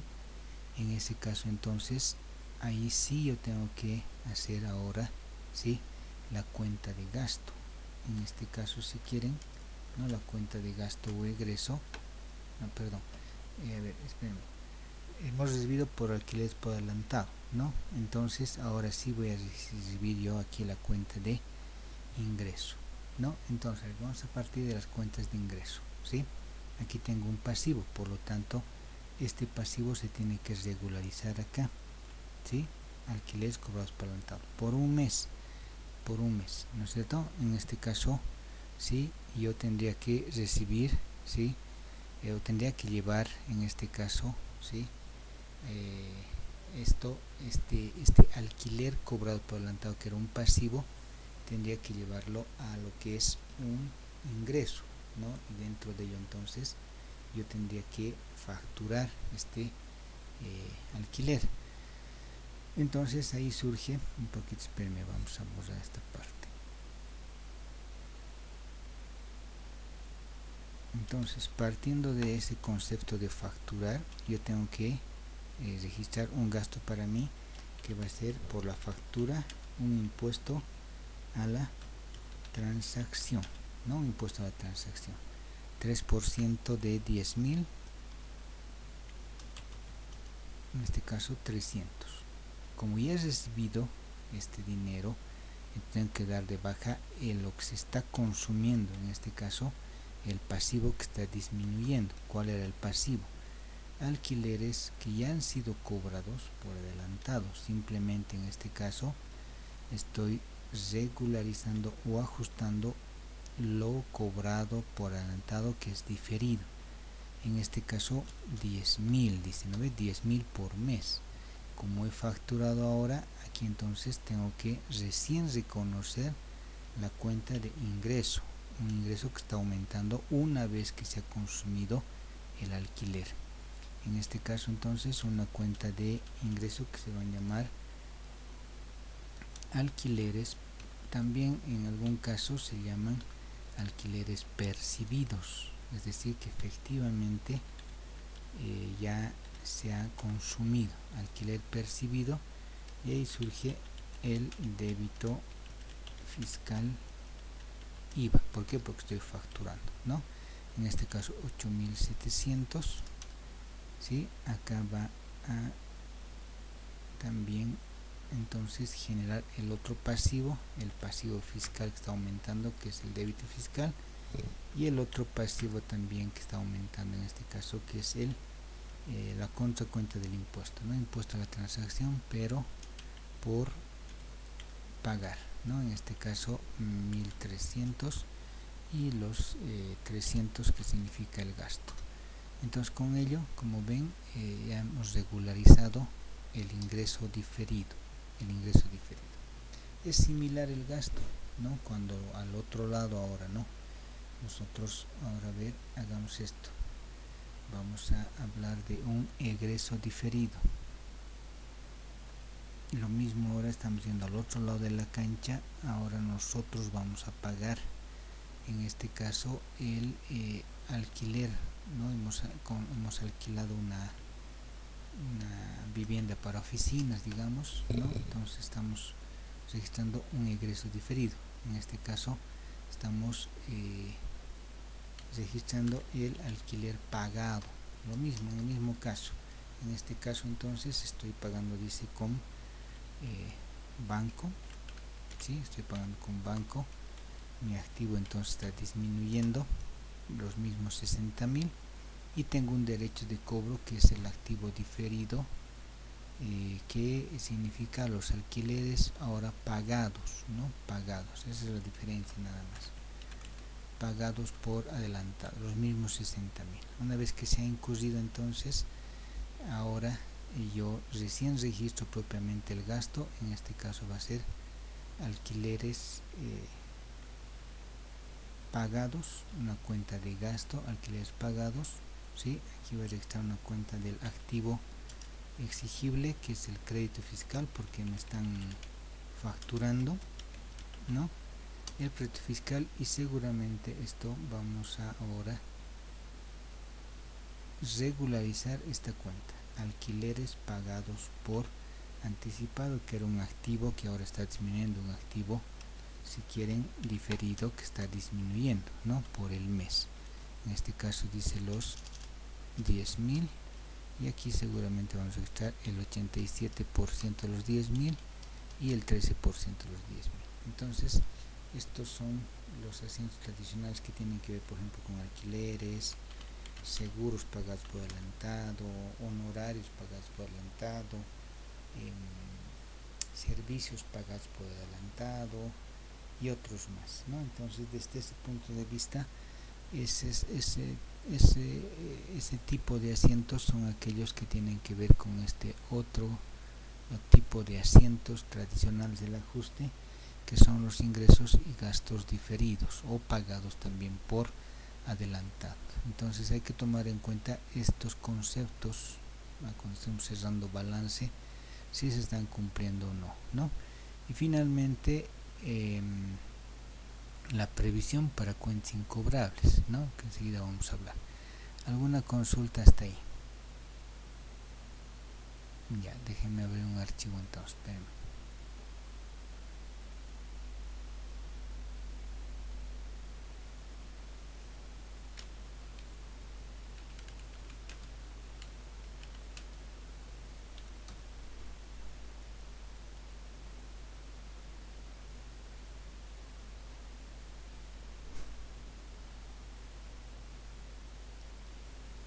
Sí, te escucho.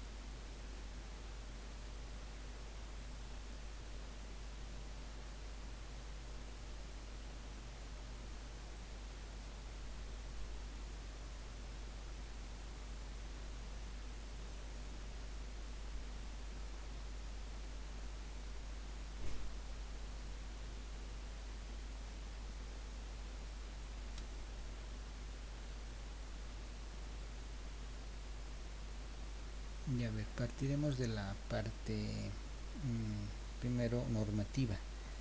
Teóricamente estaríamos prohibidos de hacer préstamos a los empleados, y que esos préstamos se reflejen en la planilla de sueldos, ¿no? Desde el punto de vista normativo, entonces, dice, en la planilla de sueldos no debería descontarse otros ítems que no sean los obligados por ley, en este caso los aportes laborales, patronales, etc. Los préstamos tendrían que ser de alguna manera tratados, ¿no? Por ejemplo, con aquello que signifique un documento de préstamo, más allá de la relación laboral. En ese caso, entonces, hay dos posiciones. No es muy clara la norma, unos se hacen de una manera, otros se hacen de otra manera. A ver, déjame ver un ratito la planilla y con eso te voy a explicar de mejor manera. Espérame. Vamos a compartir la pantalla, espérame.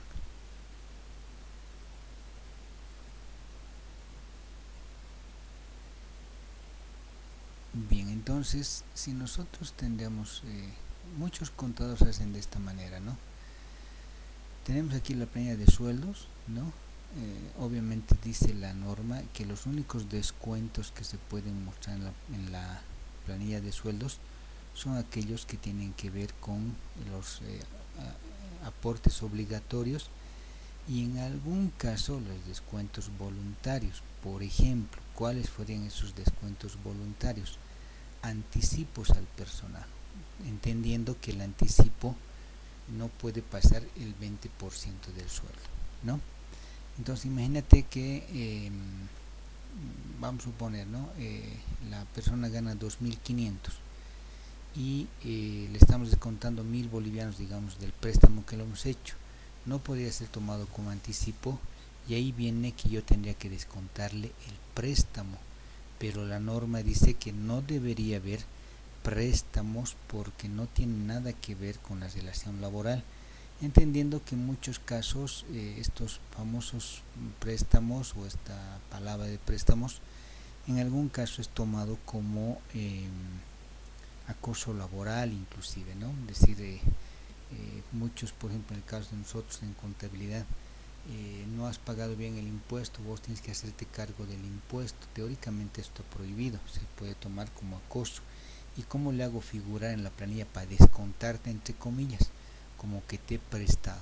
Entonces esos préstamos no deberían figurar en planilla, ¿no? Pero de alguna manera entonces muchos contadores hacen un documento privado por el préstamo. Teóricamente no tendría que reflejarse el préstamo, ¿no?, en la planilla de sueldos. Si fuera el caso de que se reflejara ese préstamo en la planilla, entonces acá tengo yo un derecho de cobro, y ese derecho de cobro tendría que registrarse aquí en el diario, ¿no? Primero, a ver, viendo el origen del asiento, a ver, déjenme copiar aquí el origen del asiento, ¿no? Espérenme, vamos a copiar aquí. ¿Cuál sería el origen tanto del préstamo como de, en este caso, el anticipo? Cualquiera de los dos tiene el mismo origen. En este caso, el origen del sueldo sería este. Le vamos a llamar así: anticipo, o si quieres también préstamo, en este caso al personal, ¿no es cierto?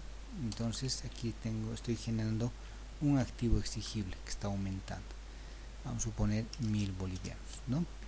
Y seguramente esto se habrá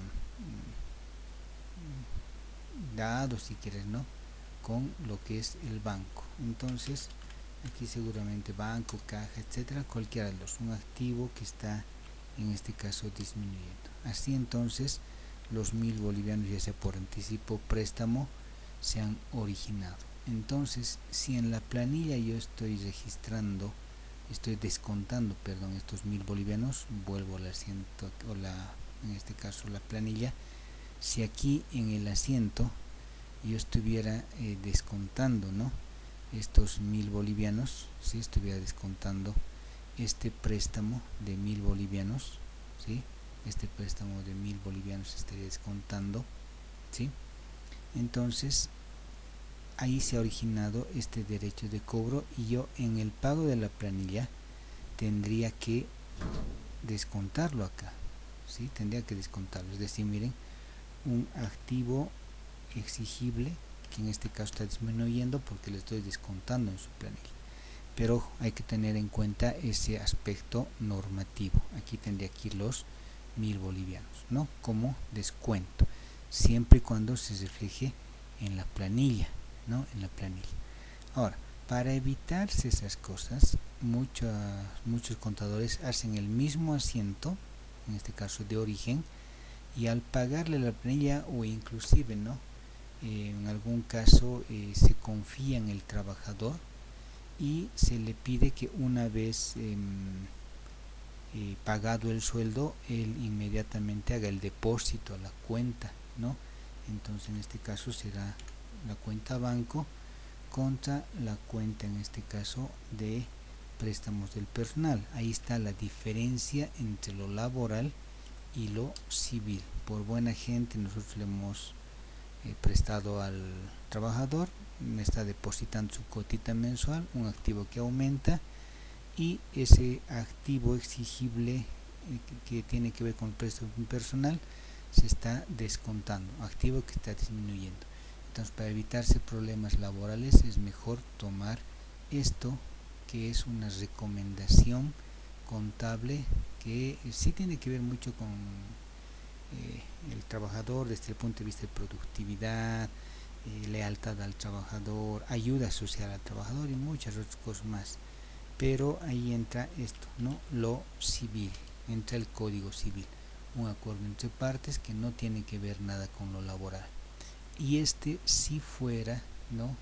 Un riesgo que estamos tomando que tiene que ver con lo laboral, ¿no?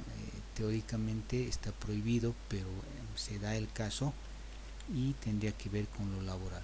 ¿Dónde está el riesgo?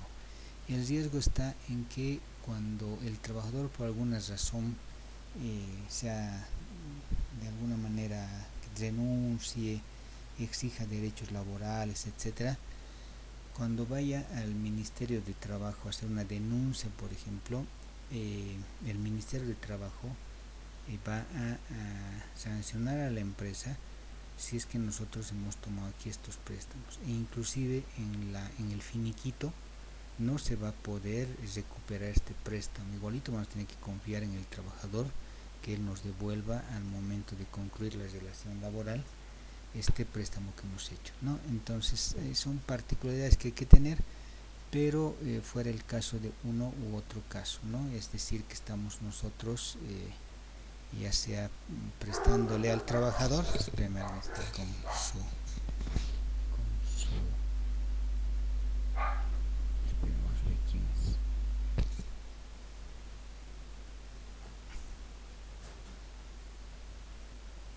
Bien, ahora sí, entonces esa es una recomendación, ¿no? Una recomendación a veces ya sea por desconocimiento o en algún caso por no sé si llamarle buena fe, hacemos ese tipo de cosas, pero hay que tomar en cuenta los riesgos, ¿no? Los riesgos legales, procesales, laborales, civiles, etcétera. Bien, ¿alguien más tiene alguna consulta?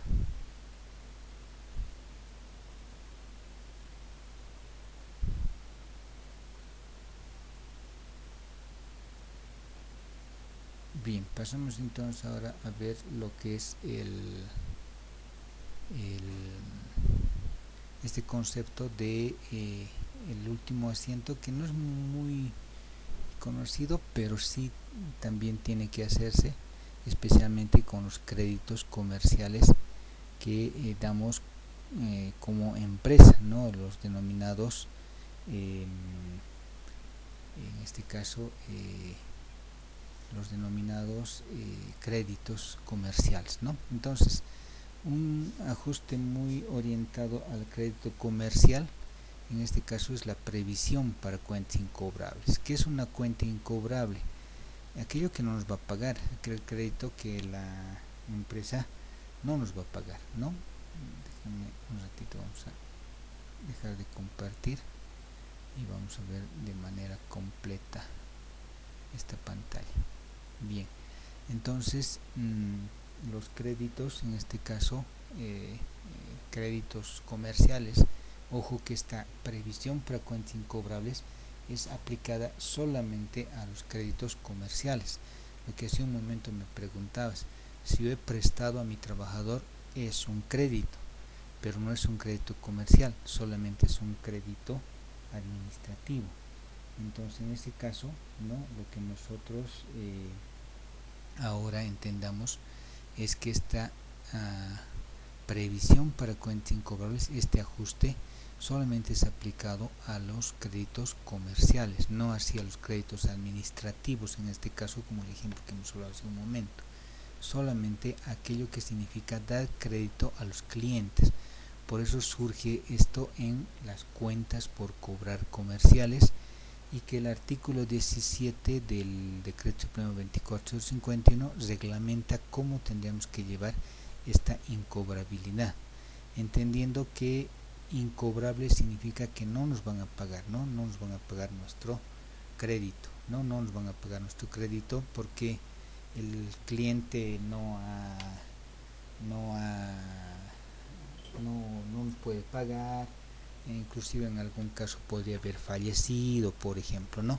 Entonces, desde ese punto de vista, este decreto faculta a las empresas a que hagan este ajuste que se llama el ajuste por la previsión de cuentas incobrables, ¿no? Entonces, desde ese punto de vista, el decreto dice que para hacer este ajuste nosotros tenemos que tomar la siguiente operación. Se tiene que tomar, dice, ¿no?, este ejemplo, ¿no?, los últimos 3 años de crédito, ¿sí?, sobre los 3 últimos quebrantos o incobrables. Es decir, vamos a ver que estamos en el año 2022, tenemos cuentas por cobrar 220,000, enseguida vamos a ver la parte del asiento. Tengo que retroceder y tomar datos de 3 años anteriores, es decir, asumiendo que estoy en el año 2022, 3 años anteriores serían 2021, 2020 y 2019. Tomar en cuenta el crédito anual que he dado y el importe que no me han pagado, ya sea porque no puedo encontrar al cliente, no me quiere pagar, ha fallecido y muchos otros aspectos más. Entonces, para ello, dice, yo tengo que tomar en cuenta lo que dice el artículo. En este caso, entonces, me dice que yo tengo que tomar en cuenta la siguiente fórmula, ¿no? Tengo que dividir, dice, ¿sí?, en este caso,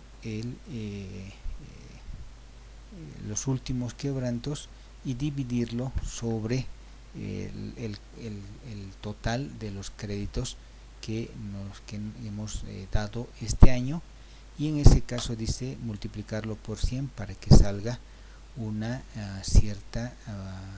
cierto importe. Ya dejo de compartir, ahora vamos a ir a hacer el asiento de esta incobrabilidad, siempre partiendo del origen, ¿no? Entonces, a ver, ¿dónde se originan los créditos en este caso? ¿No? Ahí vamos, entonces hacemos el origen.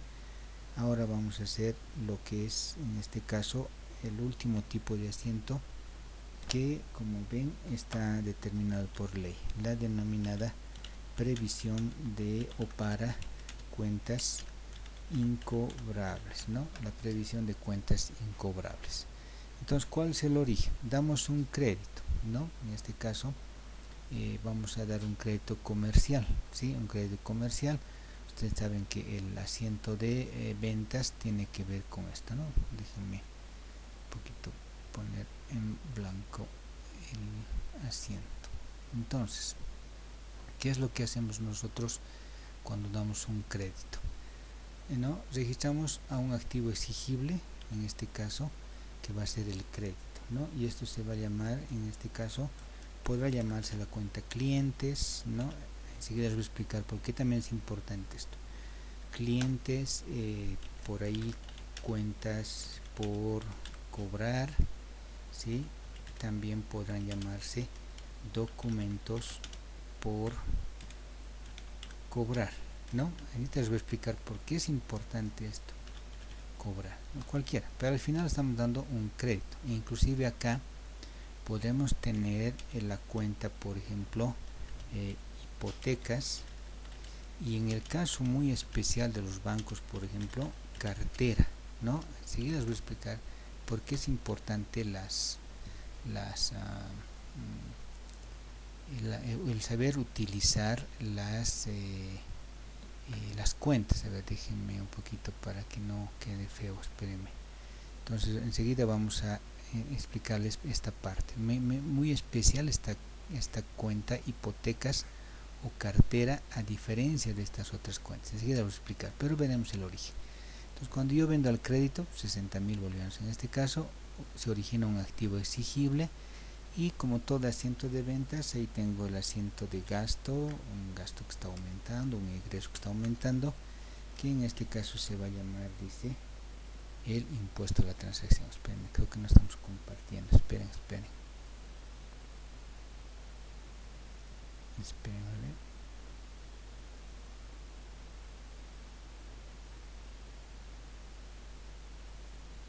Sí, si no estoy compartiendo, me van a hacer recuerdo siempre. Entonces, lo que les decía, estamos originando primero el crédito, en este caso cuentas por cobrar, documentos por cobrar, hipotecas, no importa, cualquiera de la cuenta, pero estoy dando crédito.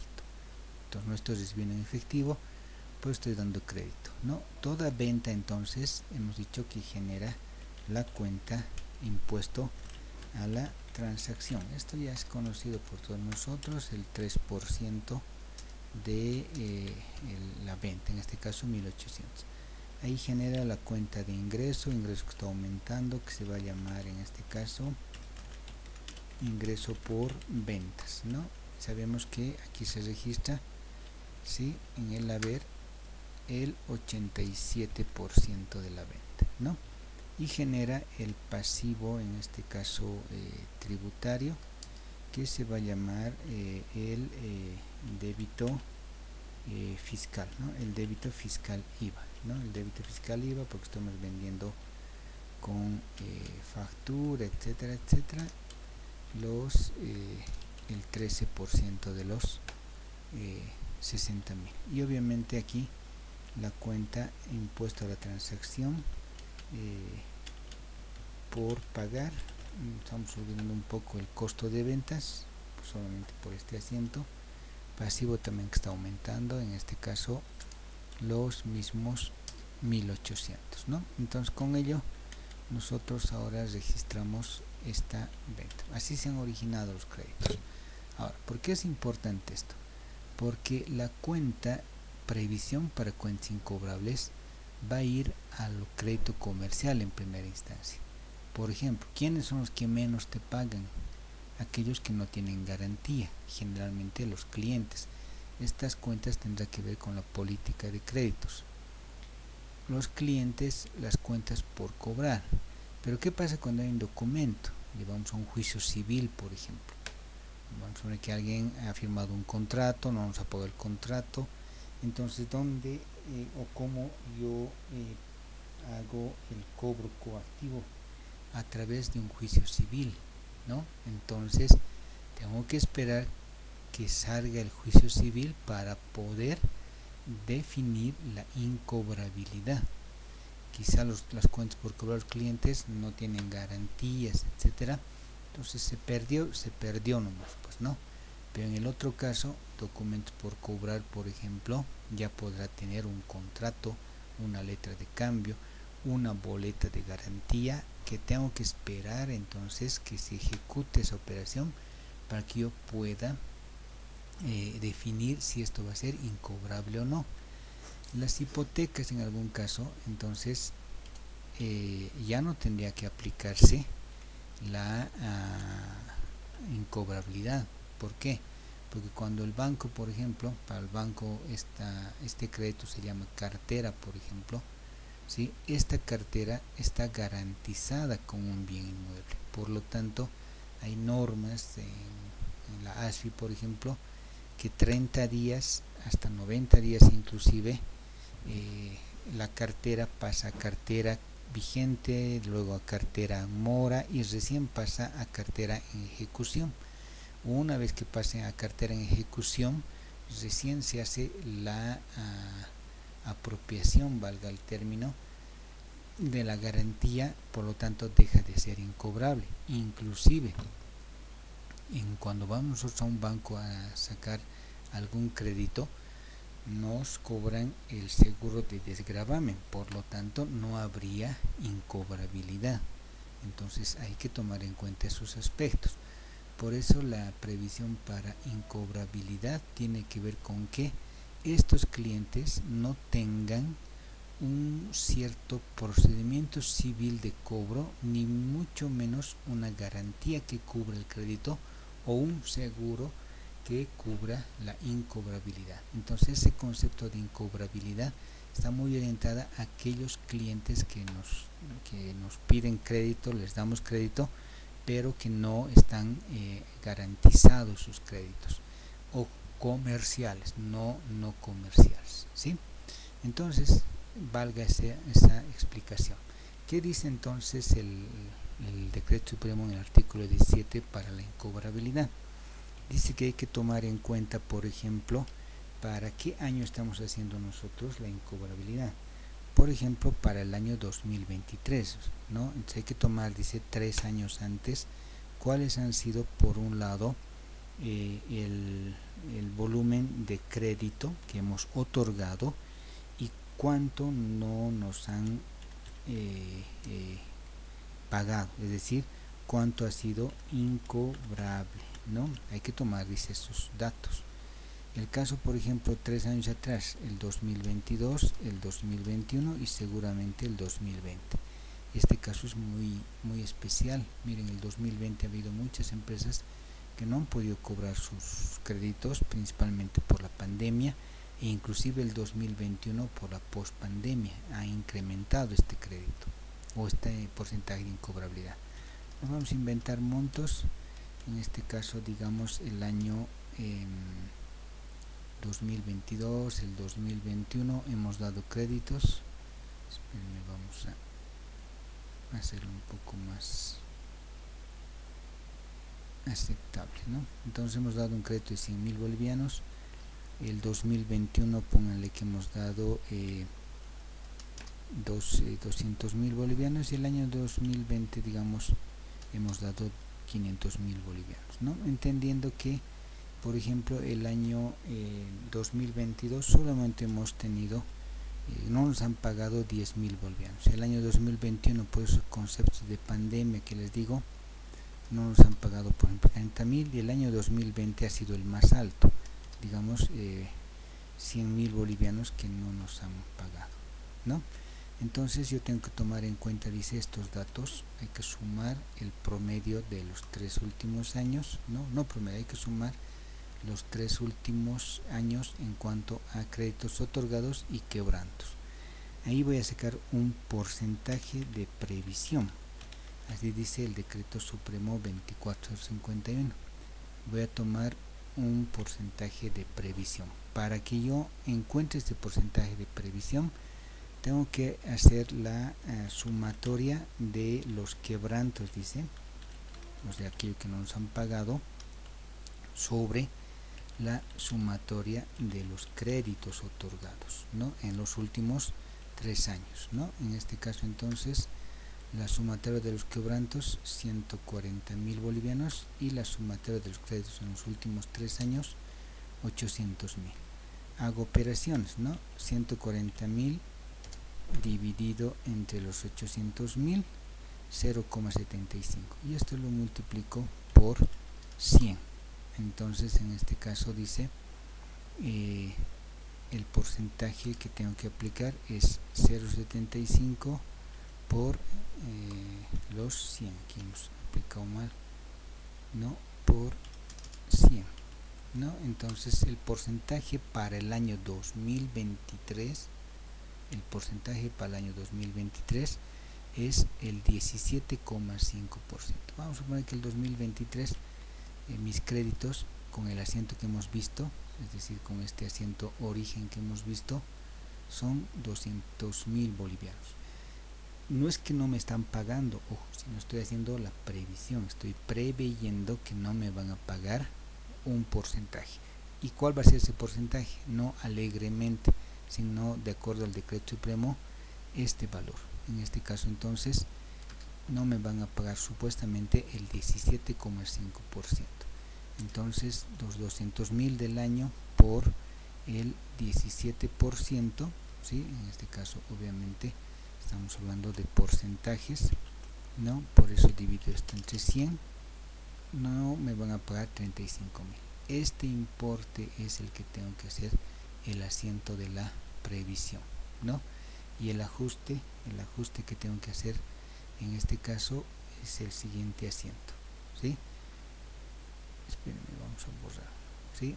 Una cuenta de ajuste de gasto, en este caso no monetario también, egreso no monetario, que se va a llamar egreso que está aumentando de acuerdo a la ley. Este egreso, dice, se va a llamar una cuenta de gasto que se va a llamar cuentas incobrables, podrá llamarse, dice, incobrabilidad, etcétera. Un gasto que sale de esta particularidad, 35.000, contra la cuenta de pasivo a largo plazo, pasivo que aumenta en cumplimiento al decreto, que se va a llamar previsión para cuentas incobrables. favorables, ¿sí? Los 35.000. ¿Sí? Entonces de esa manera es que cumplimos con este decreto y esta previsión para cuentas incobrables. Ahora, no es obligatorio, ¿no? Por ahí tú tienes una gestión de cobro muy eficiente, no es obligatorio, dice, hacer esto, pero el decreto te autoriza que hagas este tipo de previsiones. Listo. Hasta aquí entonces el día de hoy. Con eso hemos terminado los 7 asientos tipos de ajuste. Mañana ya vamos a ver el estado financiero y vamos ya a hablar del formulario 605, el formulario 500 también, que tiene que ver ya con los estados financieros. Si alguien tiene alguna pregunta.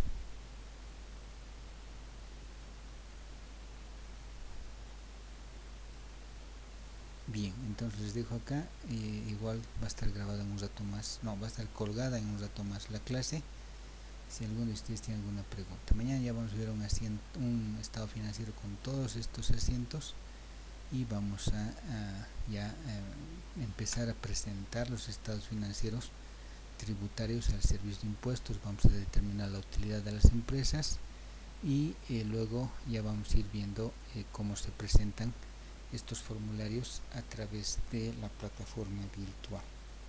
Bien, si no hay alguna pregunta, entonces quedamos acá.